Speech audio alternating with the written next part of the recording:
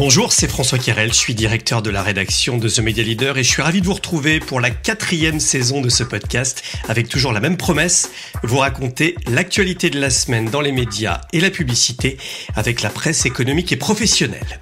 Un épisode réalisé depuis Biarritz où s'est tenue la 10e édition du One-to-One Expérience Client, le grand événement du marketing digital. J'ai rencontré Nicolas Rieul, le président de l'Alliance Digitale. Il sera avec moi dans un instant pour décrypter les tendances et les actus du moment. Nouvelle saison et nouveaux partenaires, Isoscale, c'est le groupe leader de la data marketing et de la communication à travers 5 marques expertes et 500 collaborateurs qui mobilisent au quotidien leur savoir-faire pour imaginer les solutions qui maximisent le capital de marque et le capital client. Alors, pour en savoir plus, rendez-vous sur isoscale.fr. Vous y découvrirez pourquoi plus de 900 entreprises font confiance à Isoscale pour booster leur stratégie de marque, d'acquisition et de fidélisation. Et en fin d'épisode, un nouveau rendez-vous avec le chiffre du baromètre de la reconnaissance client. On parlera notamment de la relation entre le client et les marques. L'actualité de la semaine a été particulièrement animée dans le secteur des médias audiovisuels. TF1+ a levé le voile sur ses offres publicitaires lors d'Upfront, 9 mois après le lancement de la plateforme de streaming en janvier dernier. Le groupe TF1 a révélé donc sa stratégie publicitaire imaginée pour sa plateforme ainsi que des offres publicitaires associées.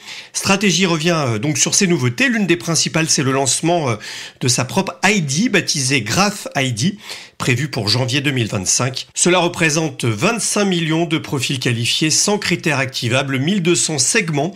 Il a été construit sur la data first party, mais aussi via 20 partenariats, dont 9 avec des enseignes retail. C'est ce qu'a confié à Stratégie François Pélissier, le DGA Business et Sport du groupe TF1. The Media Leader revient en détail sur ses annonces, avec notamment ce partenariat avec LiveRamp pour rendre sa data interopérable avec les principales clean rooms publicitaires. Ce partenariat exclusif permettra de connecter automatiquement et rapidement les données des marques avec celles de TF1+. C'est ce que nous a expliqué François Pélissier. Puis côté format, plusieurs ont été annoncés, notamment Playable Ads, un format interactif permettant aux utilisateurs de s'engager via des expériences de jeu avec la marque. Et puis Shoppable Ads, des publicités qui permettent notamment aux utilisateurs de réaliser des achats en un clip sans interrompre leur visionnage. Uber Eats fait partie notamment de l'un des premiers annonceurs. Le groupe RMC BFM fait sa rentrée cette semaine avec l'arrivée de deux nouveaux patrons, Jean-Philippe Baye pour diriger l'info du groupe et Fabien Namias, ancien directeur général de LCI qui devient patron de BFM TV en remplacement de Marc-Olivier Fogiel. Alors que CNews a doublé BFM TV en part d'audience en septembre, Nicolas de Taverneau, le patron du groupe acquis par CMA-CGM avant l'été, a rappelé que BFM était la première plateforme de France avec 44 millions de Français touchés par mois. Il a lancé une nouvelle chaîne digitale, ça s'appelle BFM2, une déclinaison complémentaire de BFM TV, distribuée partout sauf sur la TNT. Alors c'est quoi BFM2 ? J'ai rencontré Julien Mielcarec, le patron digital du groupe RMC BFM. Une chaîne info qui se déploie sur le digital, c'est inédit. On a eu l'idée il y a 2 ans de ça maintenant. En fait, on a commencé parce que l'actualité le nécessitait à diffuser des flux en direct sur le digital, parce que BFM TV était sur d'autres sujets. Il y a eu aussi la dernière campagne présidentielle. On a fait le choix de diffuser l'intégralité des meetings sur le digital, ce qu'on ne pouvait pas faire sur BFM TV pour des raisons d'espace, mais aussi pour des raisons de temps de parole. Voilà, dans les derniers jours de la campagne, on était très limité. Et en fait, on s'est rendu compte que chaque jour, on avait des événements à diffuser en direct. Donc, on a commencé par un événement, puis un deuxième, puis un troisième. Et on s'est dit que pour que ce soit plus simple pour nos téléspectateurs, pour nos internautes, il fallait un point d'entrée unique. Et donc, on a eu l'idée de ce canal, de cette chaîne BFM2. Et donc, la promesse est très claire. Vous regardez quelque chose sur BFM TV, vous voulez suivre un événement différent en même temps, rentrez par la porte BFM2. Et puis, le feuilleton des fréquences TNT se poursuit. Gwenaëlle Trolli, l'ancienne patronne de RMC, a été nommée directrice générale d'OF TV, la nouvelle chaîne de Ouest France. C'est à lire dans le Figaro, une nomination qui intervient après celle de Christopher Baldelli pour diriger Reals TV, la nouvelle chaîne du groupe CMI. Dans le même temps, C8 et Énergie bataillent devant le Conseil d'État pour faire annuler le retrait de leurs fréquences par l'Arcom. Une nouvelle audience aura lieu fin novembre.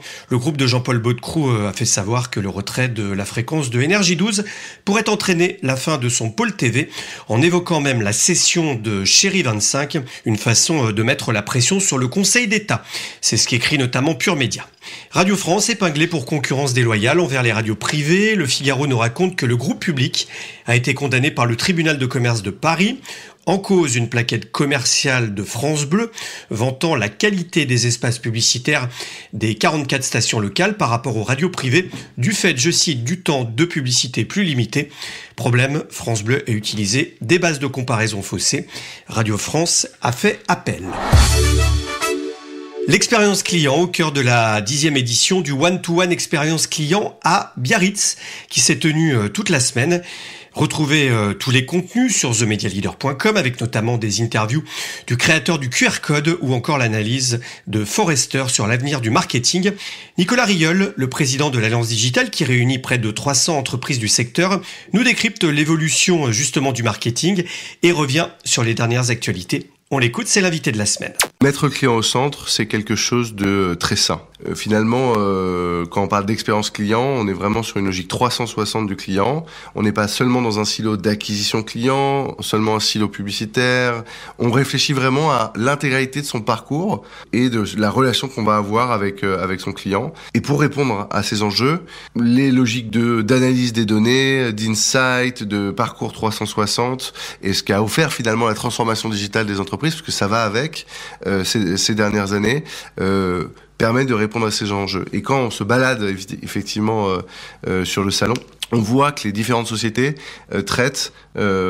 permettent de rendre simple quelque chose qui est très complexe finalement, parce qu'il faut réconcilier tout ça. On voit beaucoup d'acteurs, pas mal de CDP, les Customer Data Platform, d'autres acteurs qui sont plus sur CRM et qui vont envoyer des communications personnalisées. On va chercher vraiment à avoir une approche, prendre en compte chaque client en fonction de qui il est et finalement personnaliser sa relation, parce que de fait, quand on a une marque, on a beaucoup de clients. Et traiter tout le monde de la même façon, finalement, c'est pas bien le servir. Est-ce qu'on voit un peu le bout du tunnel sur cette histoire de fin des cookies qui n'en finit pas ? On a vu encore cet été que Google finalement renonçait en partie. Est-ce que c'est pas un caillou dans la chaussure du monde du marketing digital ? On aura vraiment le bout du tunnel quand on aura des certitudes sur le futur. C'est toujours pas le cas. Google a annoncé qu'il reculait, en tout cas qu'il ne mettrait pas fin aux cookies tiers. Donc on sent quand même, on commence à voir la lumière, mais on n'y est pas tout à fait tant qu'on ne sera pas fixé sur les modalités de cette sortie. En tout cas, on voit que les acteurs technologiques et différents acteurs et les annonceurs se préparent. Il n'y a pas un stand dans lequel, quand on pose la question de comment vous gérez cette fin, en général, chacun a une réponse et ont mis en place des choses ces dernières années. Ça ne veut pas dire que tout est réglé, ça ne veut pas dire qu'il n'y a pas des impacts négatifs sur cette fin des cookies sur les performances, sur l'attribution, sur la mesure, évidemment. Mais en tout cas, chacun l'a pris en compte. The Media Leader, cette semaine titrait Apple est-il en train de tuer la publicité en ligne ? On parle du Distraction Control qui permet dans Safari d'effacer tout simplement certaines zones, notamment la publicité, zone du navigateur. Est-ce que Apple est en train de tuer la publicité en ligne, en tout cas dans l'écosystème iOS ?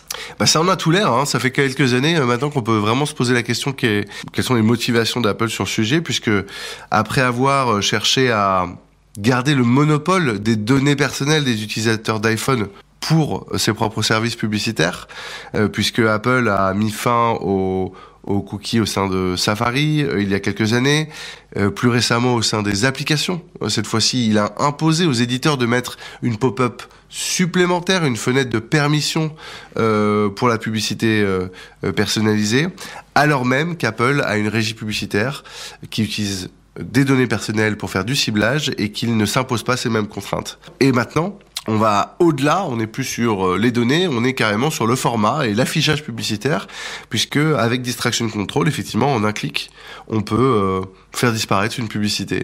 Et plus inquiétant encore, on peut faire disparaître des blocs comme une fenêtre de consentement RGPD, ou ce qu'on appelle les consent walls. Aujourd'hui, le modèle de la presse gratuite repose sur le financement par la publicité, et certains sites vous proposent d'accéder au contenu gratuitement grâce à la publicité, ou bien de vous abonner ou de payer à l'article. On a fait des tests qui montrent qu'on peut faire disparaître ce qu'on appelle un content wall ou un paywall et accéder directement au contenu gratuitement. On se demande vraiment ce que cherche Apple en agissant ainsi.